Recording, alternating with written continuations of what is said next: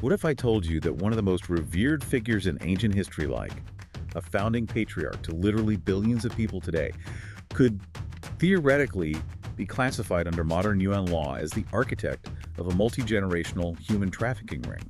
It is an incredibly jarring premise, isn't it? I mean, when we look at ancient sacred, we do not expect to find a systemic, calculated business ledger detailing how to leverage human assets for massive geopolitical gain. No, definitely not. And look, if you were listening to this deep dive right now and feeling a bit defensive, you're thinking this sounds completely absurd. I completely get it. It feels honestly sacrilegious to even bring it up. Oh, absolutely. But hang with us, because our mission today is to conduct a strictly forensic, unbiased audit of the patriarchal narratives in the book of Genesis. Right. We are setting the theology aside entirely, just to look at the cold, hard mechanics of what is actually happening on the page. And we have a fascinating stack of sources for this. They evaluate the stories of Abraham, Sarah, Isaac, and Rebecca through this highly unusual lens of modern corporate strategy and international criminal legal frameworks. Yeah, and because of that lens, we really need to issue a very clear disclaimer before we dive into the weeds here. Very true. Because one of the sources we are unpacking today makes some extremely provocative claims. Yeah. It literally argues that Christianity is the religion of human trafficking, and it bases that entirely on Abraham's actions. Right, and we want to make it abundantly clear to you that we are not taking sides here. At all. No. We are not endorsing any political or religious viewpoints, and we're not condemning them either. We are just the auditors today. Our sole objective is to follow the evidence presented in the text itself, period. Strictly forensic. We are looking at the standard operating procedures, the SOPs, if you will, of this family. We want to understand how a basic survival tactic like a husband telling his wife to lie about being his sister somehow evolved into a multi-generational masterclass in risk management and aggressive asset accumulation. Which is just a wild trajectory when you really map it out. It really is. And to figure that out, we have to go back to the founder, right? Abraham. Yeah. So according to the text, there's a severe famine in Canaan that forces Abraham to migrate. First, he goes down to Egypt, this is in Genesis chapter 12, and later to Gerar in chapter 20. And in both instances, he is terrified. Right, and he is terrified specifically because his wife, Sarah, is exceptionally beautiful. As they approach Egypt, the text explicitly lays out his fear. He tells Sarah, you know, when the Egyptians see her, they'll realize she is his wife and they will just kill him to get to her. Which is a pretty bleak outlook. Yeah. So he formulates the strategy. He instructs her to say, I am his sister, arguing that this will spare his life and ensure he's treated well for her sake. But wait, let's look at the mechanics of this, because on the surface, that makes absolutely zero sense to me. How so? Well, how does claiming she's his sister actually keep him safer? If a foreign king wants her, couldn't he just, I don't know, kill the brother anyway? Ah, that is where we have to understand the valuation and status of women in Bronze Age legal customs. Okay, hit me. During this time, it was considered entirely unlawful, frankly sinful for a king to just trade for or take another man's wife. Oh, interesting. Yeah, a wife's status was protected under strict adultery customs. Violating that was deeply taboo. It often carried the death penalty or divine retribution in their cultural mindset. So, legally speaking, a wife was untouchable. Okay, let's unpack this. By changing her label from wife to sister, he isn't just throwing out a random panic lie. He is fundamentally altering her legal status in the eyes of the local economy. Precisely. While a wife was untouchable, an adult sister was a highly negotiable asset. In this patriarchal society, the male head of the household essentially acted as a corporate broker for his female relatives. Wow. A corporate broker. Yeah, because when a king or a wealthy local wanted to marry a woman, they had to negotiate a mohar, a bride price, with her male guardian. And this was a massive transfer of wealth. It was meant to compensate the family for the loss of her labor and her reproductive potential. Oh, I see. So by claiming Sarah is his sister, Abraham effectively changes her status from this protected, untouchable wife to an asset that is officially on the open market. He creates a legal loophole that invites these foreign kings to engage in trade with him, rather than just murdering him in an alley. That is wow. And the text shows that this loophole was incredibly lucrative. Oh. Because in Egypt, Pharaoh takes Sarah into his palace, and because he thinks he's negotiating with the brother, Pharaoh showers Abraham with this massive payout. We're talking sheep, cattle, donkeys, camels, even human servants. Right, it's a huge influx of capital. And then it happens all over again, years later in Gerar. King Abimelech takes Sarah and later transfers sheep, cattle, slaves, and 1,000 shekels of silver directly to Abraham. It sounds like an ancient protection racket, but instead of leveraging muscle, he is leveraging his wife's legal status. It does. But the strategy has a glaring vulnerability, right? Which is the actual consummation of these marriages. Yeah. In both Egypt and Gerar, the situation nearly goes past the point of no return. Yeah, God has to intervene physically to stop it. Exactly. Plagues strike Pharaoh's household, and King Abimelech gets this terrifying dream where God essentially tells him he is a dead man walking because the woman he took is actually married. So the kings panic, they realize the fraud, and they immediately return Sarah. But they don't ask for the money back. No. Abraham gets to keep the massive accumulation of wealth. And this is where the text provides the most damning piece of evidence that this wasn't just a desperate one-time panic attack. Oh, this is the crucial part. Right. When King Abimelech confronts Abraham about the lie in Genesis 20, verse 13, Abraham flat out admits it. He says, "When God had me wander from my father's household, I said to her, 'This is how you can show your love to me. Everywhere we go, say of me, he is my brother.'" So by his own admission to Abimelech, this was his standard operating practice whenever traveling. Yes. It was an institutionalized family policy. Deploy the sister proxy, legally open the door for a bride price negotiation, receive the heavy payout, rely on divine intervention for extraction before the point of no return, and then walk away with the assets. And I keep getting stuck on the motivation here. I mean, if Abraham already has divine protection, God literally told him in chapter 12, "I will bless you and make your name great." Why does he need a systemic con? Why run this high-risk deception if you have the ultimate divine insurance policy? That is the core tension theologians have debated for centuries, right? Was it a lack of faith or was it just pragmatic survival? But remember, our mission today, we are strictly auditing the outcomes. Right, just the evidence. Exactly. Whether it was driven by paralyzing fear or cold calculation, the mechanical result is a massive, repeatable transfer of wealth from foreign sovereign nations directly into Abraham's private accounts. Which perfectly tees up the most controversial part of our sources. We have this admitted SOP, this repeatable wealth transfer mechanism. Yeah. And one of our analytical sources takes this exact behavior and runs it through modern criminal frameworks. Specifically, the United Nations Palermo Protocol and the U.S. Trafficking Victims Protection Act, the TVPA. Yes. The source uses these modern legal standards, which strictly define human trafficking, to evaluate Abraham's actions. For any operation to be classified as a criminal trafficking enterprise under these frameworks, it requires 3 specific elements to be present simultaneously. Okay. The act, the means, and the purpose. But wait, I have to stop you there because this feels completely absurd. We're taking a 4,000-year-old text and running it through a modern legal department. I know, it sounds wild. You can't retroactively charge a Bronze Age nomad with a UN violation. Doesn't applying 21st century human rights law to ancient survival tactics just completely distort the historical reality of what it took to just stay alive back then? It is a massive chronological leap, and the source is well aware of that friction.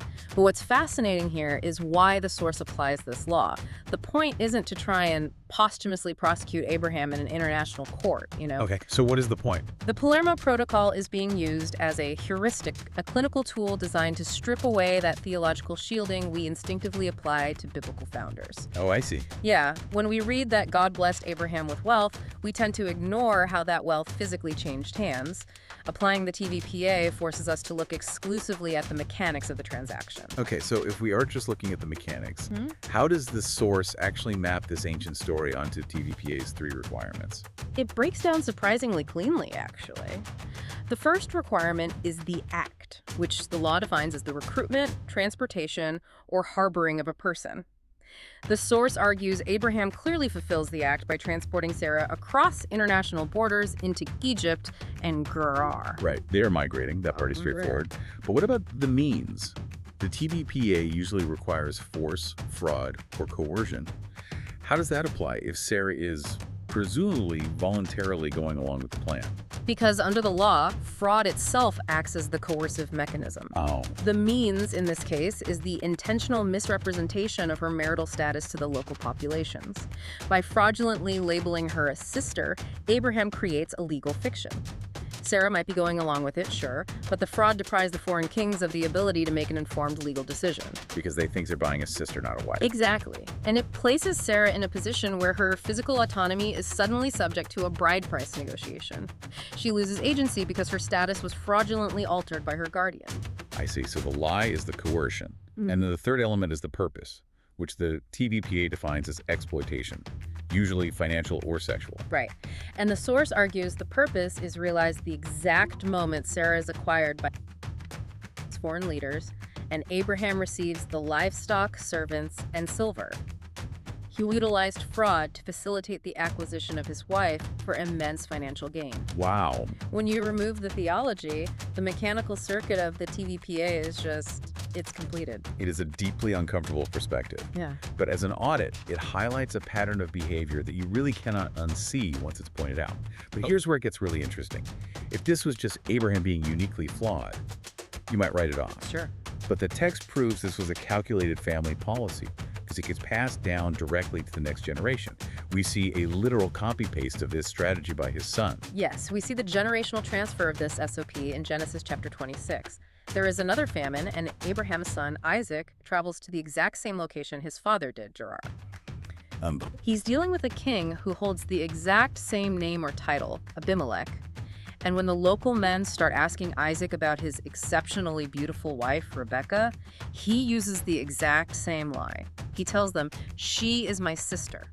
And his reasoning is verbatim what his father said. The text says Isaac thought, "The men of this place might kill me on account of Rebecca, because she is beautiful." It is the exact same playbook. But the context around Isaac using this play is entirely different, isn't it?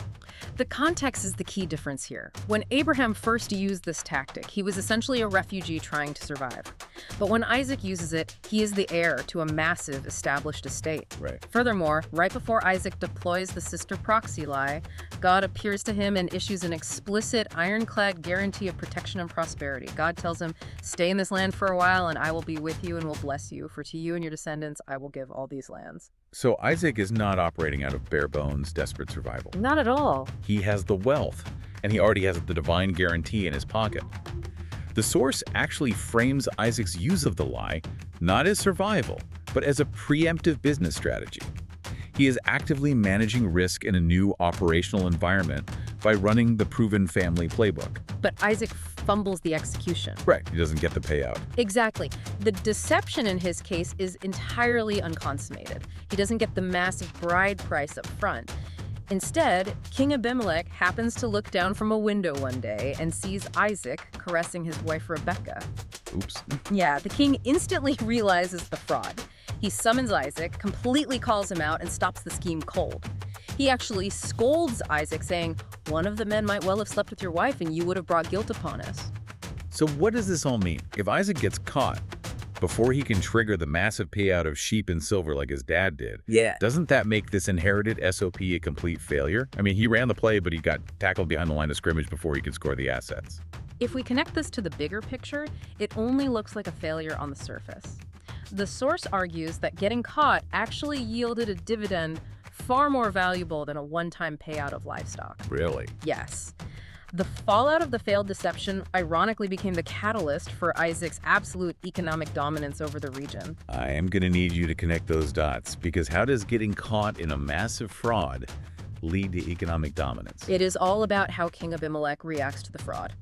He is terrified that someone in his kingdom might accidentally sleep with Rebecca and bring divine guilt upon the entire nation. So, to prevent that, Abimelech issues a state-sponsored edict of absolute protection over Isaac. Okay. He declares to all his people, "Anyone who harms this man or his wife shall surely be put to death." He hands Isaac a sovereign shield.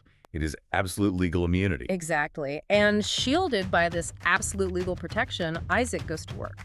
The text says he immediately launches aggressive agricultural and pastoral operations. He planted crops, and that very same year reaped 100-fold. His wealth just exploded. He amassed massive flocks, herds, and a huge number of servants. In fact, he became so overwhelmingly wealthy and dominant that the Philistines grew envious. Eventually, King Abimelech actually begs him to leave the city, saying, "Move away from us. You have become too powerful for us." That is an incredible strategic pivot. He weaponizes the protection order generated by his own deception to safely extract maximum resources from the local economy. Yeah, it's brilliant in a very ruthless way. And here is the craziest part.